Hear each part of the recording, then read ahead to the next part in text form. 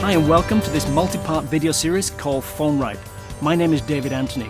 Now, if this is your first time here, welcome, and do consider subscribing because this channel is all about helping you go further and faster in business and in life. So let's get started.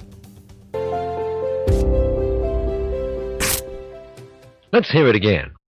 Put the caller through straight away with finesse or offer your help.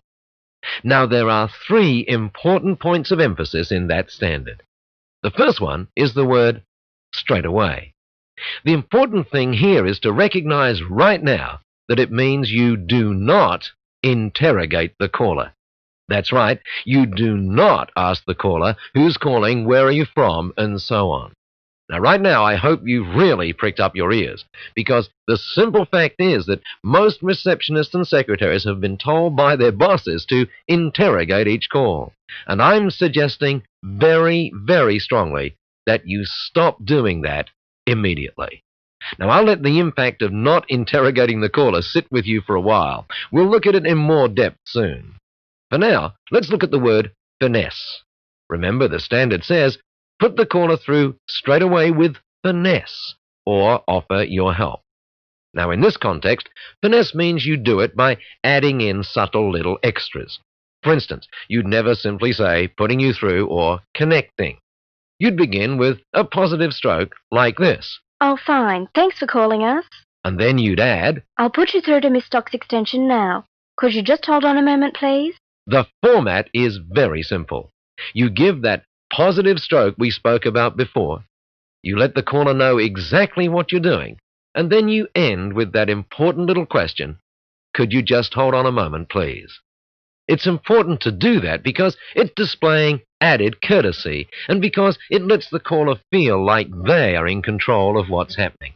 And doing that makes them feel that they really are being welcomed well.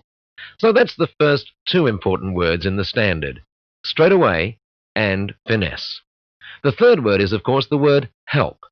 Remember, put the caller through straight away with finesse or offer your help.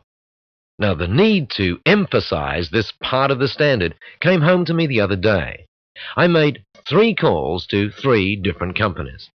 3 times in a row, when I asked to be put through to a particular person, the receptionist simply said, he's not in.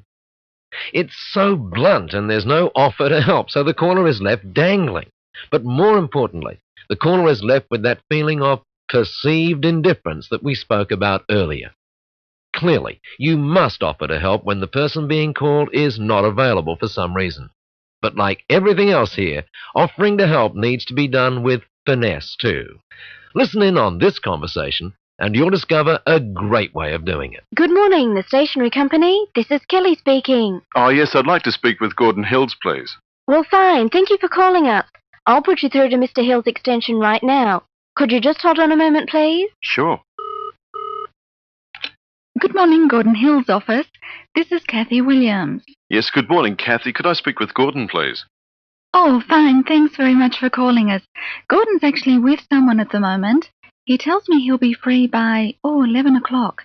So let me take down some details so that I can help. Once again, my name's Kathy Williams, and yours is? Oh, yes, sorry, it's Paul Johnson. Oh, thanks, Mr. Johnson. And let me take down a note of your phone number, just in case. It's 870-3700. Oh, right, that's 870-3700. Now, how can I help, Mr. Johnson? Well, I promised to get back to Gordon today about... Now, there are some key things to notice there. For instance, notice how Kathy made sure she got the details down. She didn't say, and neither should you, may I take down some details so that so-and-so can get back to you. You should be slightly more assertive so that you make certain you get the name and number in a situation where you can't connect the caller. You see, there's nothing worse than saying to the boss, someone called about such and such, but I didn't get a note of their name. So, to prevent that happening, here's how you do it. Let me take down some details so that I can help. And if the caller hasn't told you who's calling, you don't simply say, your name is. That's blunt and officious. Instead, you say, Once again, my name's Sally Freed, and yours is? It's the same kind of phraseology when you're getting their number. Let me take a note of your number. It's In other words, you simply let the caller complete your sentence. It's a powerful communication skill to develop. Of course, when you've got all the relevant information on the caller's name and number, you then offer to help by simply saying, "Now, how can I help?" Because you've made the caller feel special all the way through the call, you'll find they give you heaps of information so that you really can help them through the problem and, as importantly, save your boss's time. Now, of course, you've got all of this information only in the situation where the person being called is not available for some reason. So, let's come back again to the point we made before about not interrogating the caller when the person being called is in before you put them through. In my view, this is one of the most unnecessary practices in telephone communication today. It wastes an enormous amount of time.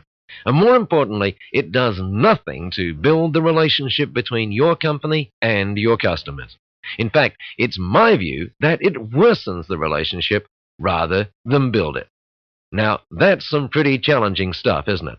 So let me give you some additional information so that you can convince yourself of the validity of the points.